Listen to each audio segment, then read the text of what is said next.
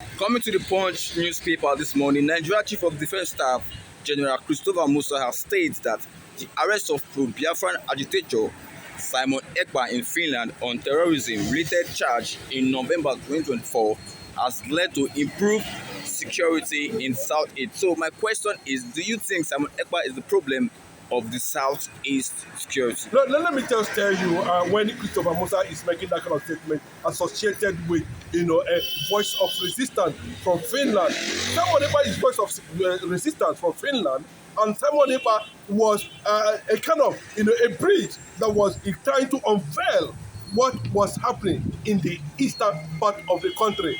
You can see that Christopher Musa lied over his own personal identity, where he come from.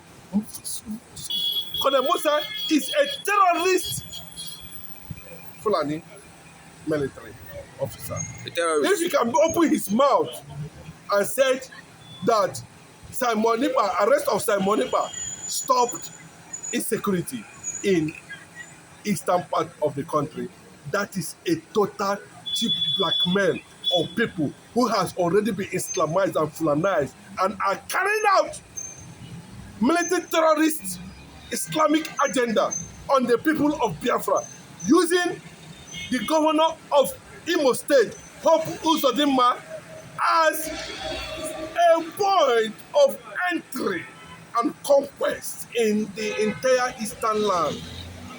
In Amokohia Ubi community in Owerri West local government, the entire community has disappeared. Nobody is living there right now.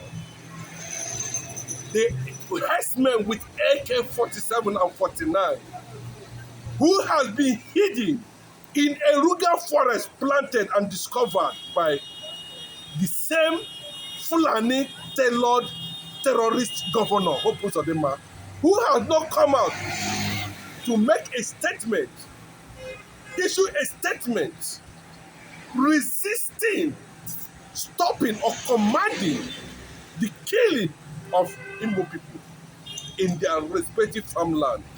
Hope Uzodinma belong to that category. The same category Christopher Musa belonged to.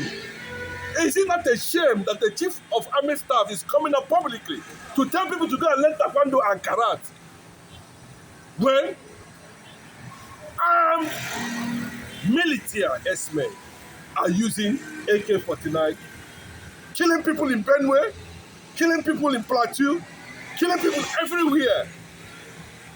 The same thing Mazi Nnamdi Kanu talked about. The same thing Simon Ekpa stood for. Since the arrest of Simon Ekpa, the insecurity in the entire Biafran land has deteriorated. That we are seeing more influx of jihadist military and Fulani men in trucks coming in. Nobody's commanding them, and that is the reason why Bola Ahmed Tinubu connived with the Fulani and arrested Simon Ekpa, so that they can have a broader way, a broader means to continue to push foot soldiers in the entire Biafran land. This is the first time in the history that we are hearing that the entire community in Imo State has been wiped out. And that's the reason why they are not keeping Mazi Nnamdi Kanu there for any criminal offense. They are not keeping Simon Ekpa for any criminal offense. It is a gang up with the Arab world and Arab nations to make sure Nigeria fall under the surrender of Islam. Biafra is the resistance. Shame on Gowon over one Nigerian factor. Has Gowon gone underground? Shall we say you fought for one Nigeria? Shame, come out and speak and tell the whole world how you arrived at one Nigeria. We know what happened in Apuri. You came back. They told you a different story. You declared war. And it's jihadist war. against Christian Biafrans. Up till now, if you calculate the number of Igbo people, Biafrans, that have died, whether during the war or after the war, it's over 10 million, just because of one Nigeria. Purpose of the man, posterity will not forgive you. All the Eastern governors, posterity will not forgive you. Christopher Musa, posterity. Bola Ahmed Tinubu, posterity will not forgive you. If you do not come out and do the obvious, set Mazi Nnamdi Kanu free. Tell the people that connect with you, because thousands of Mazi Nnamdi Kanu and Simon Ekpa will bring a coalition that will surprise Nigeria. The Igbos have been taking a long, a very patient people, to the extent we are no longer safe in our own indigenous farmlands. And you are telling an 86, 76 old man and woman to go and learn taekwondo. What a mess! Then what is the extent of holding Mazi Nnamdi Kanu? What is the extent of holding Simon Ekpa? Since you know that there's total breakdown of law and order, and this is purely an Islamic agenda. Conquest, killing is as a result of they want to dispossess the entire Biafra land, dispossess every community there, then take over Nigeria, take over our indigenous people. That is the extent why they want a Fulani president 2027, so that they'll be able to consolidate. They are doing all these things, and they know that the only resistance voice that will stand against the reality on ground is being kept in DSS custody. Okay, another one, insecurity will remain unresolved unless governance failure at the local and state level were decisively addressed. What would you have to say about? Let me tell you, you see, the only option left now are because those who you are already looking up to and ask you to go and defend yourself. So what else? So is it not better now that instead of, because an average Yoruba man is not the target. An average Hausa man is not the target. The target is the crude oil. The target is the resources of the Biafrans. The conquest is to make sure that the Biafran of 85 million people surrender to Islam. Simple. Do it now, everywhere there will be peace automatically.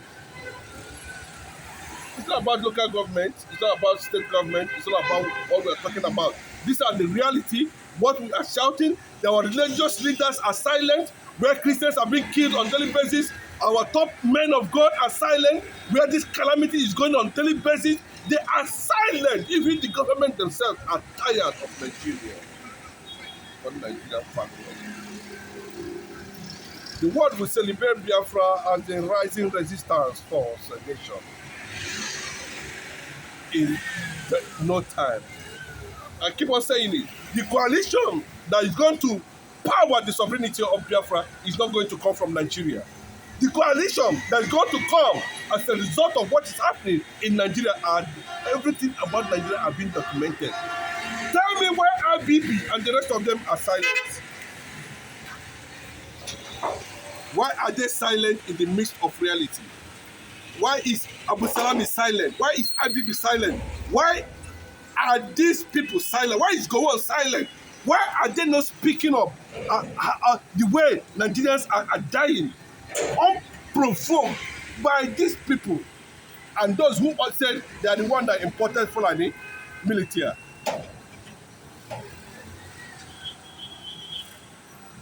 Are moving around. What a shame to Igbo political elites. What a slime. The only thing that the Yoruba nation can do to the Igbo people who have contributed so much in Lagos State is to begin to rename symbols of Igbo places in Lagos State. There's already disunity and suspicion. Can the world understand the reality now? Can the world understand the handwriting on the wall?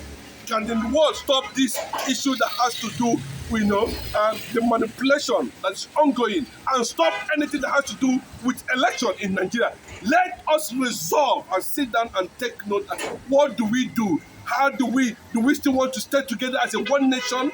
Is this one nation a scam? The people of Benue are dying. Plateau dying.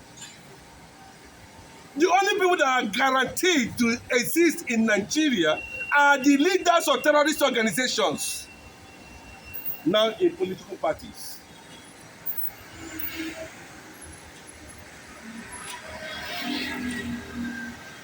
The world must understand the international community, the AU, unfortunately, United Nations, that said they are they are into conflict resolution.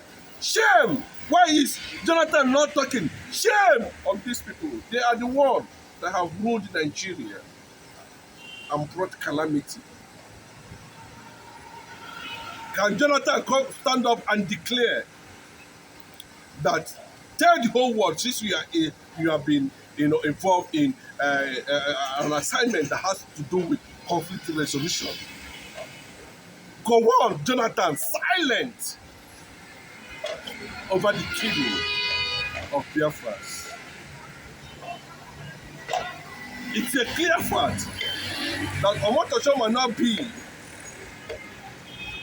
an independent judiciary judge, presiding judge over Mazin Namdekan. It's also on the note that Bola Ahmed Tinubu intentionally did not want to instruct the Attorney General of the Federation to withdraw the case that had to do with Mazin Namdekan, considering the fact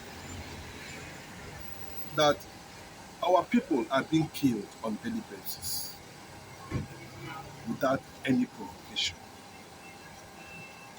Is Bola Ahmed Tinubu among those pioneering, killing jihadists on Nigerians? 2027 will have a monumental burden on those. They should also remember there was no Babylon anymore. There was an empire have come and gone. One day, posterity will ask them question. What did the Igbo did to you people? Thank you. Thank you.